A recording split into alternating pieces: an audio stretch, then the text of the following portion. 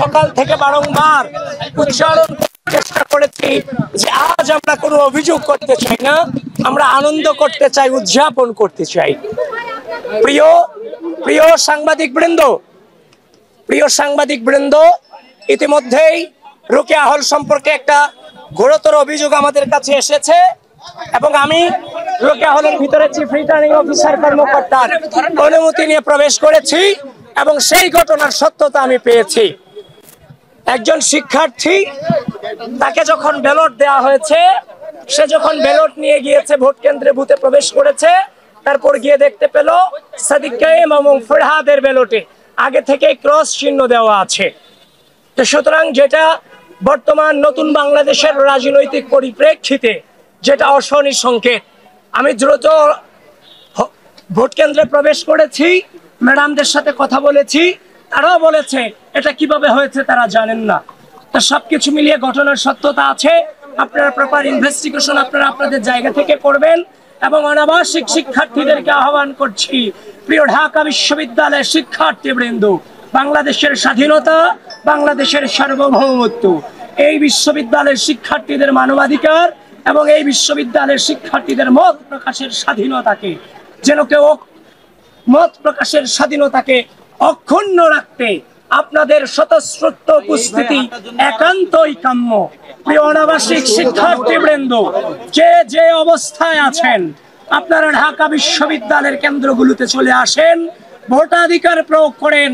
এদেশের মানবাধিকার, বাক স্বাধীনতা এবং বাংলাদেশের স্বাধীনতা সার্বভৌমত্বের চেতনাকে অক্ষুণ্ণ রাখবার জন্য আপনাদের ভোটাধিকার প্রয়োগ একান্তই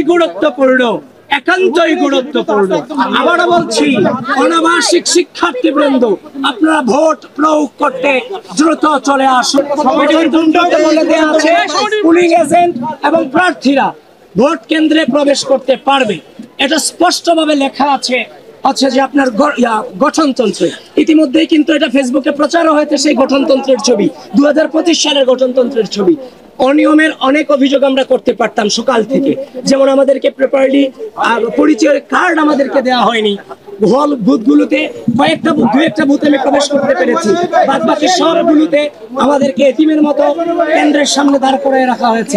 একজন ভিপি হিসেবে ভিতরে কি হচ্ছে তার তো তদারকি করার দায়িত্ব আমার আছে, সেটা তো আমাদের দায়িত্বের মধ্যে পড়ে, স্বচ্ছতার নিশ্চিত করার ক্ষেত্রে।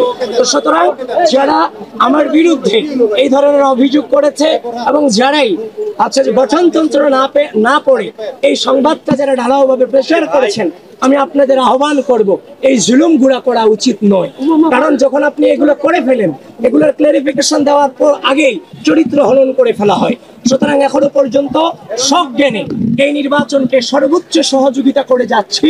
কোনো প্রকার বাধা তো দূরের কথা, বিন্দু পরিমাণ যে আপনার আচরণ বিধি লঙ্ঘনের চেষ্টাটুকু আমরা করছি। আমি মধ্যেই রোকেয়া হল সম্পর্কে যেটা দেখেছি সেটা সম্পর্কে মন্তব্য করছি।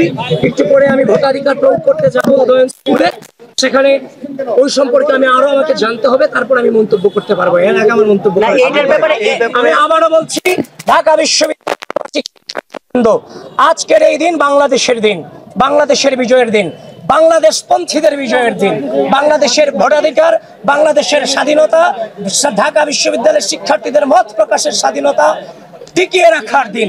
আপনারা কোনোভাবেই অলসতা দেখিয়ে বাসায় বসে থাকবেন না। আসেন, ভোট কেন্দ্রে ভোট প্রয়োগ করুন।